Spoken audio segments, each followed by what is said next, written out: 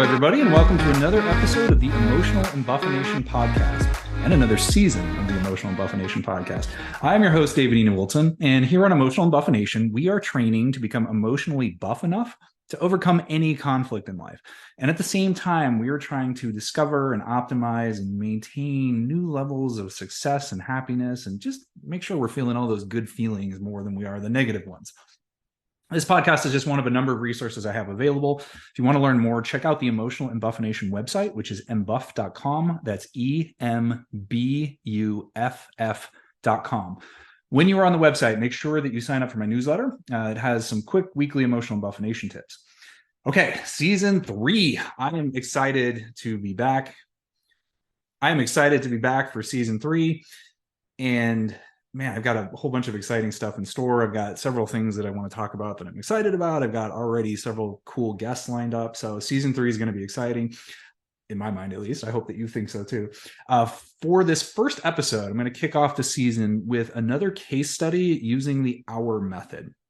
And specifically, I want to look at an ongoing divorce between Kevin Costner and his soon-to-be ex-wife, Christine Baumgartner. Now, the hour method, if you're not familiar with it, is a model for conflict resolution, specifically within interpersonal relationships, romantic relationships, anything that has to do with like a couple of people primarily. And I talked about it in a lot more depth in episode 18.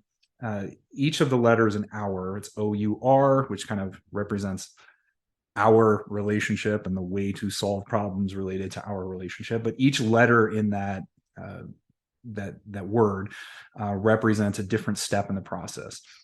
So if you want to learn more about I'm going to go over it very briefly here, just to make sure that everyone remembers, you have a refresher, or you at least have some sense, if you haven't heard this before, of what we're talking about. But if you want a much more in-depth explanation of the hour method, go back to episode 18 of this podcast and listen through that first, and then you can kind of jump over here. I'm also going to leave a downloadable PDF that just gives you kind of a visual of what the hour method is. So check out the landing page for this podcast, and I'm going to put links wherever you find it. If you cannot find links for the download, then go to the embuff.com website, go to the podcast page, find this episode. This is show number 30. And then you'll find the download link there. Okay, let's run through really briefly what hour is. So the hour method, hour, it's O-U-R, stands for own, understand, resolve. Now, the idea here is that you go through, whenever you've got a problem, specifically in a relationship, you go through each of these 3 steps in this order. And it's kind of important that you go through this step by step. Now, the first step is own. The second is understand. The third is resolve. Own is all about getting a grip on yourself, getting a grip on your emotions, taking responsibility for what you are doing, essentially getting control of your reactions, your responses, your emotional states, just to make sure that you're not inflaming things, you're not making bad decisions, you're in control of what you're doing. Before anything else, I think you have to do that. You have to make sure that you're not blowing up or sabotaging the situation yourself. The second step is understand. And understand is all about getting an understanding of where the other person is coming from. You're analyzing their positions, and not just their positions, but their motivations for things. Because very often we have situations where people are exploding about a thing, and really what they're upset about is not the thing that they're saying that they're upset about. And I elaborate on this a lot in the Emotional Embuffination book, especially in the cognitive dissonance chapter. But the idea here is that very frequently when somebody's screaming about something, what they're mad about is not the thing that they're screaming about. It's something else that's underneath the surface. And so part of understand is trying to figure out what that is. Because if you start talking about the things that they're screaming about, things tend to blow up. If you start talking about the thing that they're actually mad about, things de-escalate. I've had this experience many times now, where you just got to figure out what it is that they're really mad about. Understand is not necessarily about saying their position is right or their position is morally correct or anything like that. It's not even to say that it's illogical. It's just getting a grip on understanding where they're coming from. The last step is resolve. And resolve is all about coming up with an action step, a resolution, something that's going to fix the situation, or at least move you towards fixing the situation, or moving you towards a better situation, something that's going to somehow improve what's going on. There are a couple of key things with the resolve is that number one, should be non-retaliatory. It should also be directed at solving the problem in front of you, not just lashing out. So one of the things that very often people do that create additional problems is they'll just start pointing a finger and blaming and saying, well, you did this and this is your fault, which doesn't typically move you towards a resolution. So you want to take a non-retaliatory action directed at solving the problem. And sometimes that can be violent. And I go into a lot more detail in the book about whether or not you should use violence or violent action to try to solve your problem. Generally speaking, using violence inflames situations or causes all sorts of ancillary problems. So you want to be extremely cautious about using violence. But sometimes it's appropriate. And there are a limited number of scenarios where that can make sense. But generally speaking, you want it to be non-retaliatory, though, not generally. You want it to be non-retaliatory in nature, and you want it to be directed at effectuating a solution. So that's kind of the key step. You got to go through in order. So you first get a grip on yourself. That's the own step.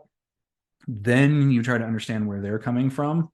Then you take an action step, or you decide on an action step and effectuate it. You go through whatever that action step is. Okay, that's our in a very, very brief nutshell. Let's talk about Kevin Costner. And if you don't know who Kevin Costner is, I don't know where you've been living, because since I was little, he's been just a very famous actor in so many movies that I grew up with. I remember Field of Dreams, he was in that, The Bodyguard, Robin Hood, Prince of Thieves, Waterworld, The Postman, Dances with Wolves, like a ton of stuff. Like, he's a big actor. And most recently, he's been in Yellowstone, the show, which has been extremely popular. He's also done a lot of other stuff outside of just movies. Like, he's formed a country music band with his wife Christine. And so the two of them, it was in 2004, September of 2004, Costner got married to Christine Baumgartner. This was his second wife. They've been married for 18 years now. He was previously married to Cindy Silva. They got divorced in 1994. So Costner, he has 4 other children from previous relationships, but with Christine, he has 3 kids. So there's Caden, Hayes, and Grace, respectively 16, 14, and 13 years old. So in May of 2023, this year, if you're listening to this when it first came out, Christine filed for divorce. They live in California right now. They actually separated, according to the divorce filings, on April 11th of 2023. That's a month prior to the divorce getting filed. Both of them are asking for joint custody of the children. The petition for divorce, I see this cited everywhere, and I feel like it's worth noting just as a side commentary. It's not really related to the Our method, but the petition for divorce cited irreconcilable differences. And I hear this mentioned a lot. Like, every time there's a celebrity divorce or somebody talking about divorce in the press, they're always like, oh, and they cited irreconcilable differences. I recently heard a podcast where in the podcast, they were talking about the prominence of irreconcilable differences being cited for purposes of divorce. Now, just be aware that when somebody's citing irreconcilable differences, I'm speaking as a former family law attorney, that's required. Like, you have to say that in most modern divorce situations. Now, you have to list a grounds for the divorce. It used to be that we would have fault-based grounds where you would have to articulate, somebody was cheating, or somebody was on drugs, or somebody was horribly abusive, or you'd been separated for years or something like that. The modern kind of divorce systems in many states have shifted into a no-fault system. And one of the primary no-fault grounds that you see is irreconcilable differences. So basically, you just can go to the court now and say, we have irreconcilable differences. Please let us get divorced. Now, if you don't articulate some grounds, the court can't give you the divorce. Like, you have to articulate something, and irreconcilable differences is one of the buzz languages there. So there's no special meaning when somebody says irreconcilable differences. It's just a court requirement that you're going to have to say. Now, I'll get off my soapbox on that. So from I've been reading about the divorce was something that Kevin does not want. He did not want to break up from Christine. Christine did want to proceed with that. Apparently, once the couple had decided that they were indeed going to get divorced, Kevin had a Zoom call with the kids, and there was a little bit of drama over this because prior to the Zoom call, Christine had said, "Okay, we're getting divorced, and I want to tell the kids together." And so Kevin was, I guess, filming or something out of town. He gets on a Zoom call with the kids, and he breaks the news to them. And so she's, I guess, understandably upset that he just told them unilaterally, and she was taking the position that, he didn't have the right to just say this without her being present and all of this. Now, there's an important legal note related to the backdrop of this. They had a prenup. And one of the requirements in the prenup was that if there's a divorce filed, Christine has to vacate the marital residence that they're in within 30 days. So I guess the major thing that everybody's pointing to in terms of the reason for the divorce was that Kevin's film schedule was extremely hard on the family. He was, from Christine's perspective, he was basically never home, and that put a lot of stress on Christine.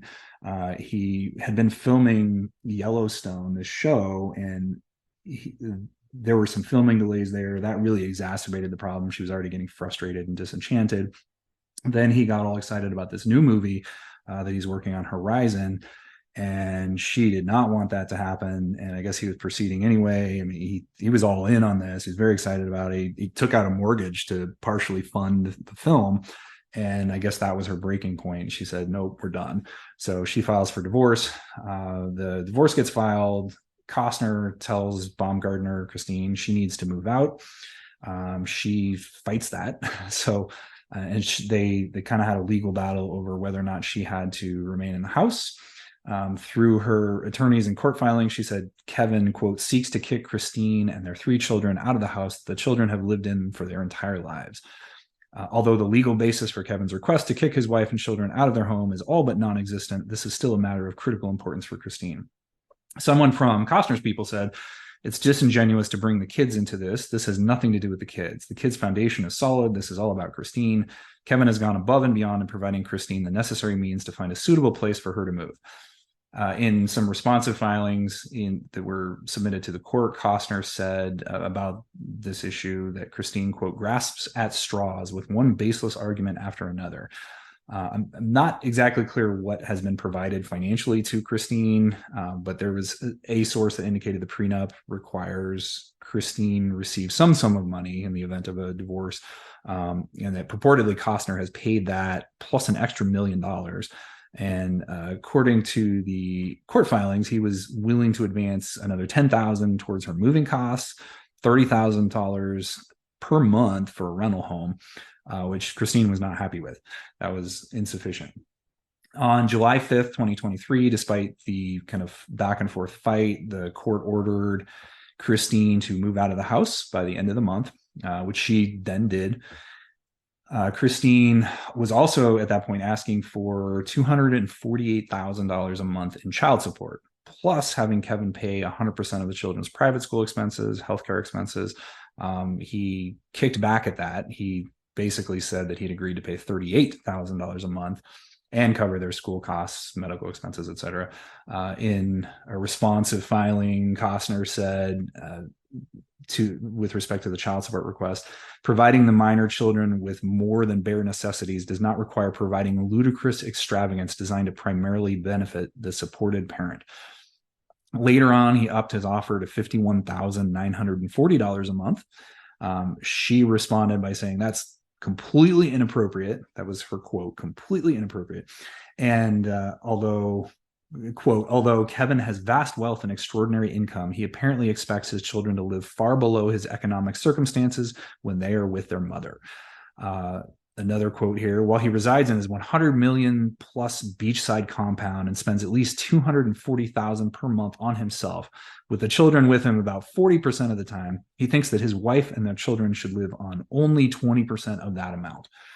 They, quote, believe that $217,300 is the correct figure because historically the children have spent far more time with Baumgartner than with Kevin due to Kevin's out-of-town work schedule. She also asked for $350,000 in attorney's fees and $150,000 in forensic costs. From what I'm understanding, she hasn't asked for spousal support, although obviously the child support numbers, if she's getting what she's asking for, that's going to cover all that. After all this, the divorce started up. Christine was spotted hanging out on the beach with her kids and a guy named Josh Connor, who's, I guess, a financier. So she moved out. She's, according to some reports, she seemed very happy since she's moved out. In the filings that have been, there's been a lot of back and forth filings already. There's accusations from both sides. Costner, in one of his filings, said that she was engaged in, quote, gamesmanship of the worst sort. She apparently is saying that she felt pressure to sign the prenup that they had, didn't understand it. Now, obviously, from a legal perspective, this is because she wants to nullify the prenup. If she can kill that prenup, and usually, and I'm not a California attorney, but most of the time the prenup rules are pretty similar. There's this idea that if you are coerced into a prenup, you didn't have full disclosures, like you were kind of duped into something or coerced or didn't understand what you were getting into, a lot of times you can wipe out the prenup. And if you can wipe out the prenup, then that takes you to the next tier of, okay, you can open up just the generic community property rules, which means she's not going to be limited to what the prenup is saying she's limited to. She's going to get half of whatever he's got, or at least half of the community property that he has. So she's obviously challenging the prenup. She wants to get that wiped out. She's been claiming that Costner is withholding and stonewalling financial information. He's claiming her discovery requests are burdensome, oppressive, and harassing. These are very common complaints I've seen in family law. Speaking again as a former family law attorney, Baumgartner has thrown out publicly that Costner has purportedly had an affair, according to her. He's denied that. And in fact, he kind of threw back at her. He, quote, does not know for a fact whether or not she did. There are rumors she had an affair with Daniel Starr, though there's been no confirmation one way or another of that. She's denied it. She went into court and was crying. Both are kind of blaming the other for the end of the marriage. He's saying she's the one that wanted to leave. She's saying he's to blame for putting work ahead of their family. And the divorce is, at this point, as of the time that I'm recording this, it's still ongoing. So this is kind of the status as I understand it up to this point. So there's a lot going on here. And part of the reason I selected this is much of the emotional embuffination framework came when I was watching divorces as a family law attorney. And so I feel like there's so many lessons in the divorce process about how to optimize positive emotions, minimize negative emotions, and not inflame situations when you're dealing with conflict in a family law context. So jumping into the kind of analysis component of this with that backdrop in place, there is one preliminary comment that I need to make. And that is that it's really easy to sit on the sidelines and throw judgments out about what people should be doing or what they're not doing correctly or anything like that. And I do want to throw out the caveat that anybody going through a divorce, it's really challenging, and you often find yourself doing things that you never thought you would do. And so what I'm talking about here is not like, hey, Kevin or Christine, you suck because you did whatever. I'm not trying to say that at all. What I'm trying to say is, okay, let's look at the situation and say, how could we potentially improve this, reduce conflict, make you walk out of this situation happier or with less conflict or something like that. We're talking in the ideal here, from my perspective at least. We are not saying either of Kevin Costner or Christine Baumgartner are terrible people or are awful or anything like that because they're doing whatever. I've been through my own divorce, and I had been working as a family law attorney when I did, and there were several times where I had to catch myself through the divorce process and realize that I was doing exactly the thing that I told so many people that were clients not to do. Yeah, and so walking around as a family law attorney, I can get caught up in it too. I promise you that if you're going through a divorce, you can be really surprised by some of the things that you'll drift into and some of the behavior patterns that you'll get into. So please understand that Kevin or Christine are not terrible people. just because of what we're talking about here. And I think it's important to understand that they're both under a lot of stress as they're going through this process. So let's look at the hour method. Now, there's a lot to unpack here, so I'm going to narrow this in on just a couple of issues that I think are especially relevant to kind of the divorce situation, just to kind of keep this focused. So first, I want to look at Christine's perspective, and then I'll kind of flip it and look at Kevin's perspective. Now, there's so much happening here that it's I like to use the hour method as something that you're just looking at an individual issue or problem, and then you kind of run through the sequence for that individual issue. So we can't really look at everything, but there are two major things I'm going to primarily look at, and that is kind of the reasons for the breakup and the filings, the positions that are being taken in the court filings. Okay, let's start with Christine. So the first step, remember, is own. So we don't have a whole lot of insight into her acceptance of responsibility. I haven't heard her say a whole lot with respect to her positions or how she thinks she's contributed, anything like that. But we do know kind of the basic arguments. So we know that she's essentially saying he's never here. He's gone for months at a time. He's off filming, gallivanting around the world, and I'm just stuck here at home with the kids, and I never see him. We know that she's making a lot of accusations in the filings. So I don't know to what extent she's really understanding from Kevin what Kevin is doing or his motivations or anything like that. And the fact that these accusations are popping up, to me, this is a real major mistake. And this is something I see in family law filings all the time. And it's almost like expected at this point. It seems that when people are filing anything, and there's attorneys almost automatically do this, they start just throwing nasty comments out there in all the stuff. That we heard earlier, the comment about this is gamesmanship at its worst. She's talking about the affair. I think these are errors. Now, there's sometimes tactical reasons for this stuff, like the affair, for example. That has this has potentially legal implications. So they're in a community property state, and the reason you can throw out affairs, because this doesn't have to do anything with fault. Remember, in some states, if you're looking at a pure fault-based system, you have to show somebody was unfaithful in order to get the divorce in the first place. They don't have to worry about that, so it's kind of irrelevant for purposes of getting the divorce. However, it can have some financial implications. So there's something, just a little side legal argument here, or legal, explanation. When you're in a community property state, so community property is a situation where you have, once you get married, pretty much everybody has an equal interest in the property that's acquired during marriage. Typically, if you acquire something prior to marriage, that's separate property. If you acquire something post-marriage, that's separate property. But anything acquired during the marriage, absent like a prenup or something, then that is community property. And if it's community property, you kind of more or less split it down the middle. One of the things that can offset that, however, is it's called different things in different jurisdictions, as I understand it, in different community property jurisdictions, but at least in my state, Arizona, and I believe sometimes it's referenced as this or something else in California, it's called community waste. So community waste is this idea that if I'm taking community assets and I'm just going off to the side of the marriage and I'm just blowing those community assets on something that just clearly does not benefit the marriage, and we're going through a divorce, the other spouse can presumably come in, demonstrate that, and then offset that community property division. So for example, let's say that I'm married and I'm having an affair and I've got this mistress, and I'm taking community assets, I'm taking money that is community property, and I'm throwing it at my mistress. So let's say that I go out and I spend, $30,000 on my mistress, and I give her gifts and jewelry and all sorts of stuff. Then we go through a divorce, and my wife comes in and says, wait, hold up. Our community lost $30,000 because David was over here having an affair. So my share should be offset that, because that $30,000 clearly did not benefit the community. It was just wasted.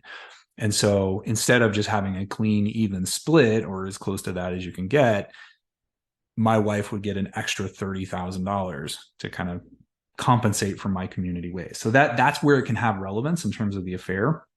Now, it sounds like this is kind of a fishing expedition, and I would argue that this, within the framework of the own step, is probably not terribly tactically advantageous, because unless Kevin is, well, number one, remember there's a prenup in place and they're challenging it. They're saying the prenup shouldn't be there, although that sounds like a stretch, because from everything I've heard, I don't think there's real valid grounds to challenge the prenup. So that in and of itself starts to become a problem.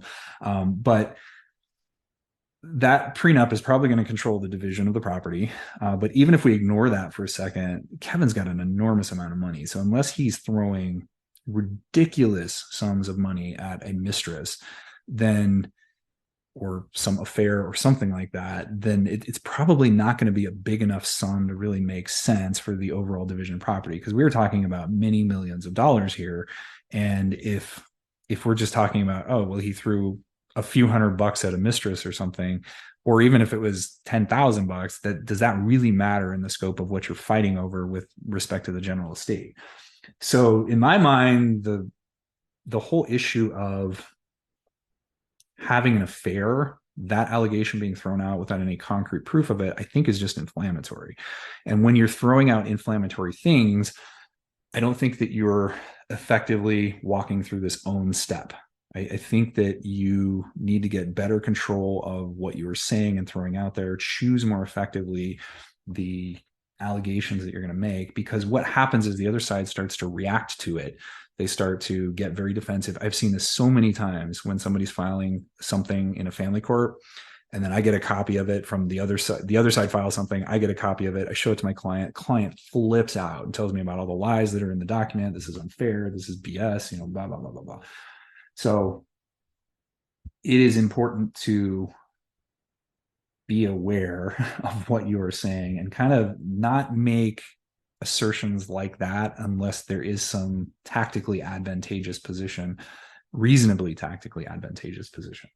With respect to the kind of general accusations made in the filings, I think it's important to really chill any sort of accusations made out there. So when she's saying all these nasty things about Kevin, he's living out there in this palace, and I'm out here alone with the kids and they're not living as effectively, like the phrasing of all this stuff, I think matters. Now, I'm probably going to butt heads with a lot of family law attorneys, but I think that's a big part of what inflames the situation.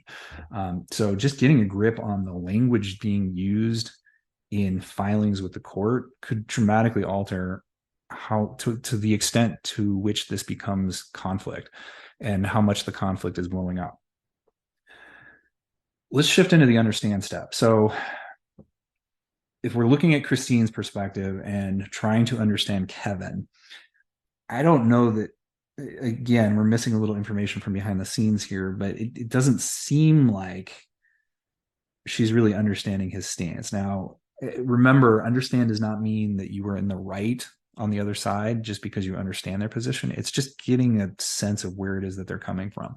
So Kevin he's a big star. Like, he's a successful guy. He's done a lot of huge things. He's known all around the world. Obviously, he's got a lot of money. And he's ambitious. He's dedicated to his work. And all of that is coming out. Like, the big core problem that she's articulated is that he's never around because he's always working. He's always off on some film schedule or something. So if he's always off on some film schedule, then that to me is a reflection of his desire to go out there and produce great things, to bring more money home for the family.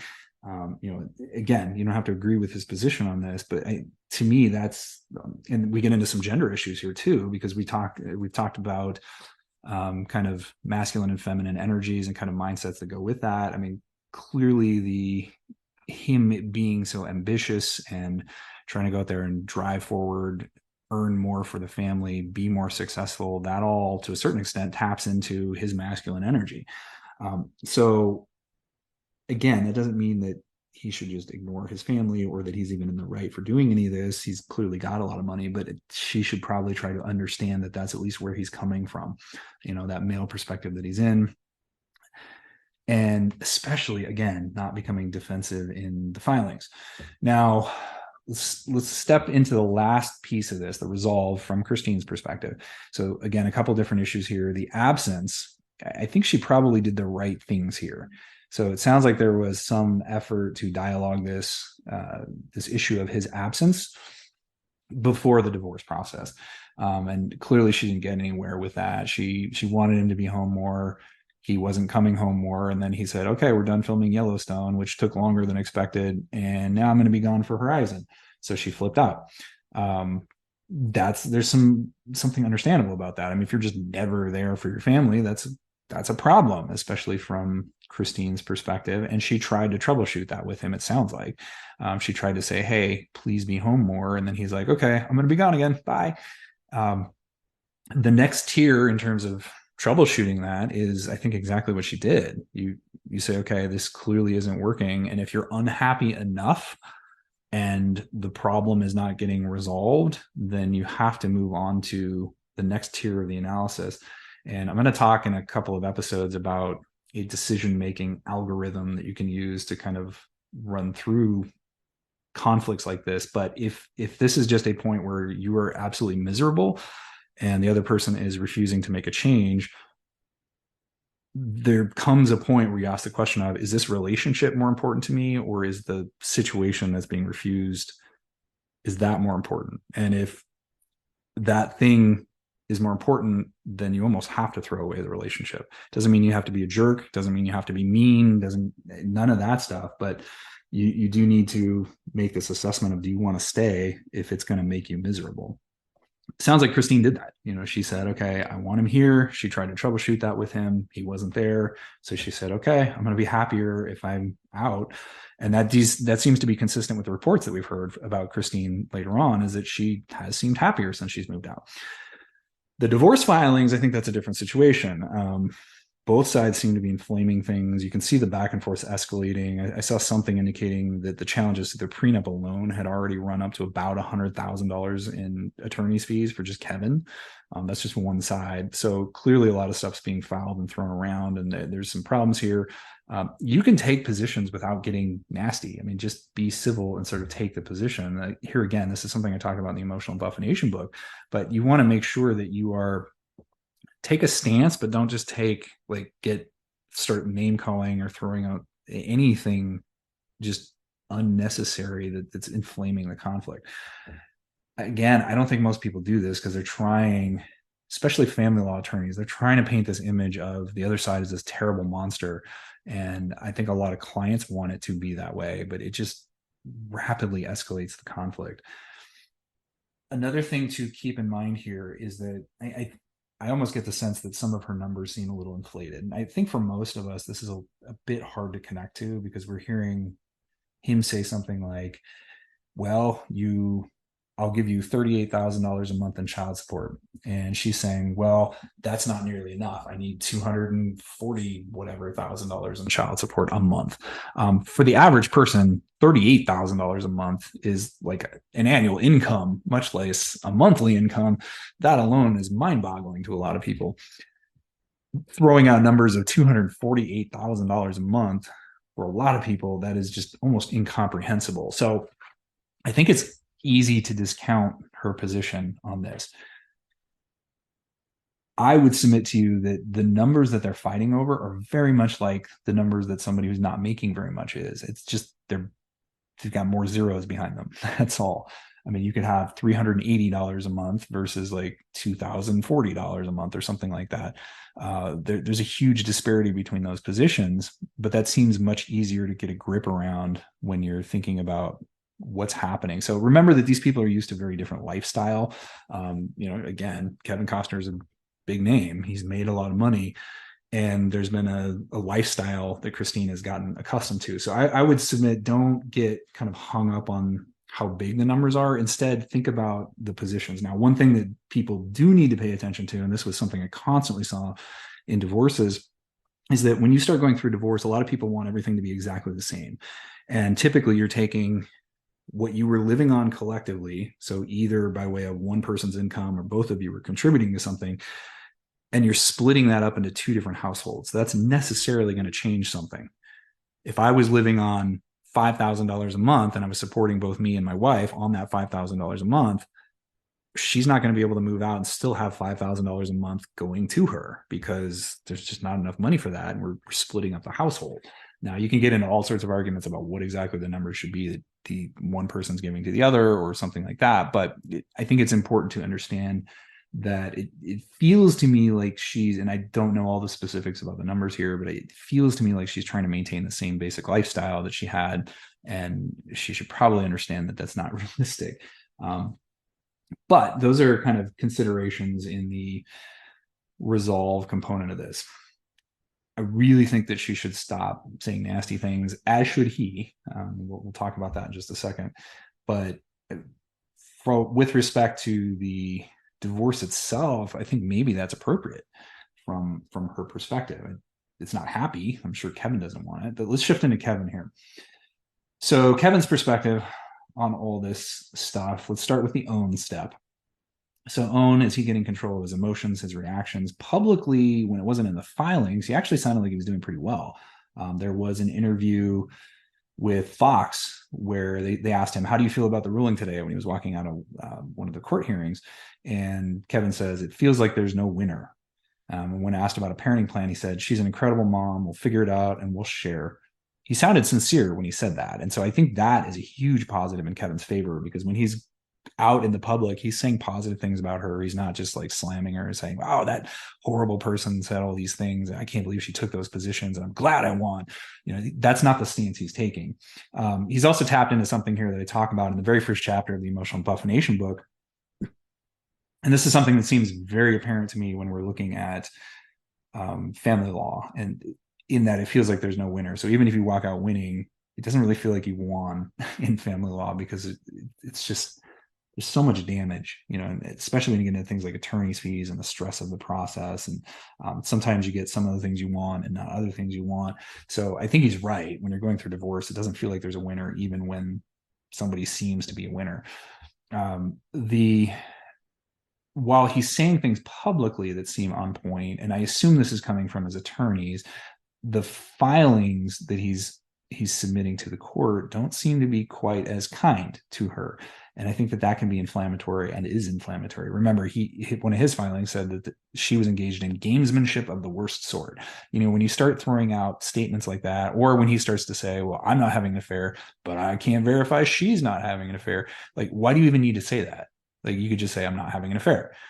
This kind of throwing it out, unless you actually suspect that she's having an affair and it's got relevance to the court proceedings, which, unless you're going on some random fishing expedition right now, which is, I don't know what else there could be, and she's going to have a significant enough expenditure of community funds to offset that in a way that's going to be meaningful and outstrip the attorney's fees that you're on, then why do you even go in that? Just leave it at, I'm not having an affair. I'm not having an affair, but I don't know if she is. So I suspect this is coming from the attorneys that are drafting it, but I don't think that you should be throwing all that stuff out there. Let's jump to the understand step. Now, kind of the flip side of this, he's off working all the time. Christine should understand he's trying to be the breadwinner and go out and be successful, etc. On his side of it, he should understand that his family needs him. They need to have him around occasionally. From her perspective, she probably feels very isolated. She feels like he's just never there. She doesn't know what he's doing. Maybe he's having an affair when he's off on these other sets. She's just not seeing him at all. So he's never there for the kids. She's never there for him. And maybe he gets that now. I don't know. But that's where he should be understanding that she is coming from. Now let's move on to the resolve step. On the issue of her leaving and the pain points she was experiencing, he probably needed to pay attention to her needs a little sooner. Now that he's there, I think it's probably too late. I do think he's doing the right thing for the most part, just dealing with the legal issues as best he can. I mean, again, he's sort of publicly saying polite things and nice things, not so much in the filings. In the filings, I think he should really be careful about what he's saying. Again, I think this is on both sides. Both of them are just saying things. And here again, I think this is coming from the attorneys, but they're ultimately signing off on it. And so, the counter argument with the affair, for example, that adds nothing on a tactical level. It doesn't move the case forward. The only function of that is just take a jab at the other side. When you take a jab at the other side, they become defensive. They start saying something that's going to make you upset. Then you take a jab back, and it just keeps getting worse and worse and worse. So that is the exact opposite of what we want to do with the emotional embuffination. Remember, emotional embuffination, when we're making non-retaliatory, remember that part of it, choices about actions that we can take, or we're taking choices about non-retaliatory actions designed to solve the problem. So in the context of a divorce, you want to make sure that you are just looking at, okay, what do I need to do to solve this problem? Now, there can be tactical issues, if we had some reason to believe that he really was wasting enormous amounts of money on an affair, bring the affair up.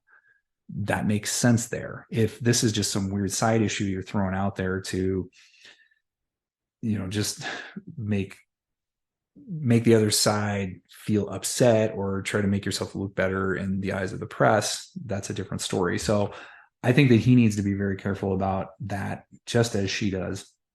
But I'm just going to leave it with those two issues there. Again, there's a lot in any divorce that you can unpack, but I think that I just want to get the habit of kind of running through these steps: the own, understand, resolve for any given issue. Like, we're looking at individual issues, and there's a lot that feeds into each of these steps. They go into a lot of other things that wrap into the emotional embuffination umbrella, but it's important to, I think, go through the practice of kind of looking at a situation and saying, okay, what's somebody doing correctly or not correctly, under this paradigm, and how can we do better? The things that they're experiencing here are very normal. This, to me, looks a lot like any other divorce I've seen. The numbers might be different. There's not always a prenup. There sometimes is, but really the things that they're doing, the way that they're reacting, the things that were said, the problem that gave rise to the divorce in the first place, these are all extremely normal. The positions people are taking and the language that's being used in the pleadings, again, very normal. I saw this all the time. So just something to consider, especially if you're going through a divorce. But if you're dealing with any kind of conflict with another person, go through this hour model. Okay, I'm going to leave it there for today's show. That's going to bring us to the end. I hope that you found something here useful. Remember, if you're looking at any sort of relational problems, use the hour method. Run through it. Own, understand, resolve. You can find the downloadable PDF that gives you sort of a visual description of what's there. Go back and listen to episode 18 if you want a more full explanation of it. I'm hoping that you can take something here and utilize that in your day-to-day life. Don't forget to go to the emotional embuffination website, which is embuff.com. When you are there, make sure that you sign up for the newsletter. You got to keep working on this stuff. I mean, this is something that we do on a daily basis. We don't just go to the gym one time and you say I'm buff forever. You keep going regularly. You go a couple times a week, multiple times a week, sometimes 6 times a week, whatever's appropriate for your situation. You got to do it regularly. You don't make any progress. The same thing is true with emotional embuffination. You got to continue to work on your emotional states and your ability to resolve conflict regularly in order to improve and to get better on that. At the end of the day, I want you to be emotionally strong enough to go from saying things like, the struggle is real, to saying, what struggle? Thank you all for listening. I hope that you have enjoyed this, and I will see you on the next show.